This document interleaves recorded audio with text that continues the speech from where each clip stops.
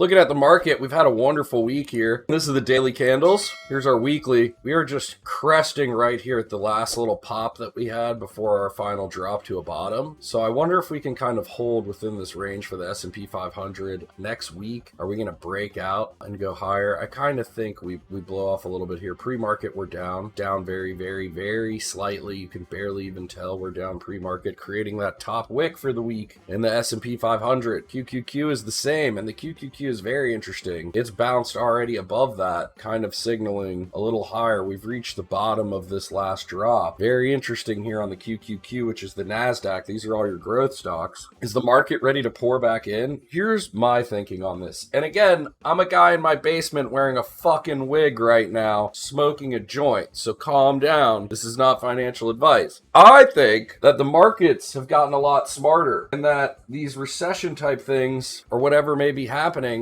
inflation, money printing, supply chain getting squeezed, whatever you want to call it, gets priced in a lot faster with how data moves these days. Even 20 years ago when I was in like high school and some shit, 15 years ago, you know, the early 2000s, I don't think the information moved fast enough for people to make the financial decisions like they did off the top here. Straight up from January, you know, we lost 25% in the QQQ. In the S&P 500, we went from 480 all the way down to 350, you know, so lost another 25% over there. And I think some of this is because the data moves so much faster these days. It's so easier to have visibility on the market and what's happening and communication. The world is much more connected, way more connected today than it was even 10 years ago. So I think we're able to kind of foresee the future and get past any recession we have today. As we know, population is growing. We're going to push for innovation and green energy and on the internet and on the blockchain and all that fun stuff. And so we're already looking past it. And here you see ETH already up 5.4% on the day.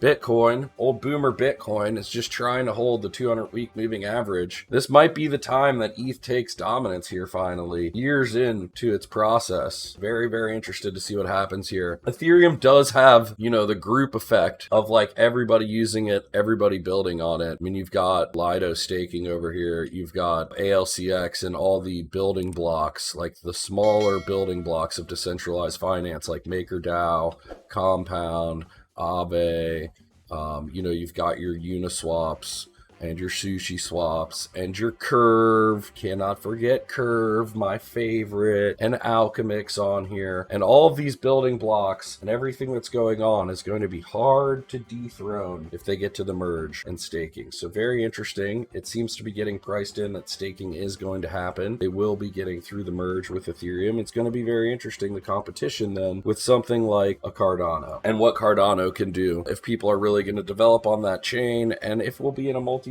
world or if everybody's going to live on Ethereum. Who knows? I'm interested in things being built on Cardano. Check out Rare Finance. Check out the Rare Bloom. It's really popping off this time. I am getting very bullish on Ethereum and decentralized finance tokens right now. I really feel bottom. I am getting impatient about buying Curve tokens, about buying Alchemix tokens, about buying Uniswap, Sushi Swap tokens, about buying Compound and Aave and Maker tokens. I really am very, very interested in getting the FTX token and investing in FTX, the exchange. I'm just really, really interested in decentralized finance and how that changes the game. When it comes to NFTs and gaming, not so interesting. Artists move in first. I don't really see anything that's really working right now or anything that I want to be a part of. So I'm just kind of staying away at the moment and waiting for better news in any game potential. And that, I think, is pretty much our general market overview. I think we could chop around here for the next week or two, but who knows? We might shoot right back up to all-time highs. What's funny is we did this last year. This was last summer, the dip last summer, and bam, till the end of the year. The dip now, and then do we go bam till the end of the year? Who knows? Same again. The dip last summer, and now we're getting back to that. Might meet resistance here. This is where that dip on Ethereum kind of bottomed, so that's very interesting. We either get like some down pressure here, some resistance, or maybe we shoot up and get back to like 2,300. That's also crazy and possible. I feel like that's going to happen. I feel like people have a lot of FOMO about not buying the bottom and are eager to put money to work buying Ethereum right now. Comment down below how you feel. This video is already too long. Do you think that we're ending a bear market already, that the data's already been pushed through? Or do you think the bear market has much more pain and this is a trap? It's a trap! Comment down below.